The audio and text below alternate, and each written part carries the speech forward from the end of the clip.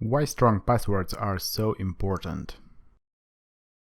In offline world, if you want to access sensitive data, such as your bank account or medical data, for example, you have to show your ID to officials first.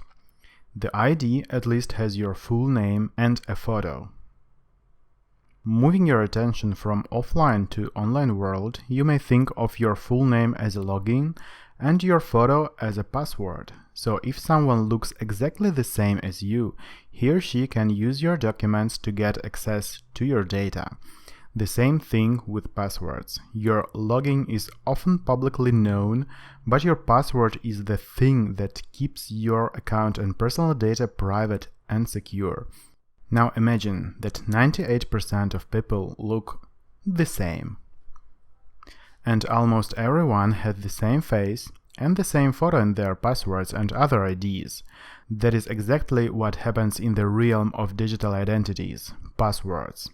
Statistics show that today an average person spends about 11 hours online per day, and most of the sites or online resources people use daily, from social networks to email, are secured using a simple password, usually too simple. Believe it or not, most people's passwords aren't very good, to such an extent that when you hear someone's account was hacked, usually it means their password was simply guessed. Yes, you got it right, guessed. The list or database of 10,000 most common passwords used by internet users can access more than 91% of all accounts out there, and this list is commonly known and available to anyone. Just Google for most common passwords list, and you'll get an idea how bad the situation with passwords is. People tend to repeatedly use the same, easy-to-guess passwords again and again for several services at the same time. Just ask yourself, how many services you use have the same password for your account? Despite the fact that weak passwords can lead to personal data theft, the fact is that they are expected to remain as a main tool for authentication control for the foreseeable future.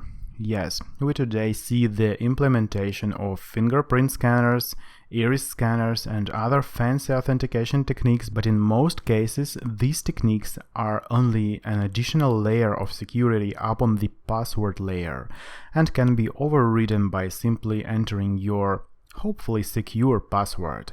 In order to make passwords stronger and increase the security of your sensitive information, everyone entering the vast world of the internet today must be educated as to what represents a strong password.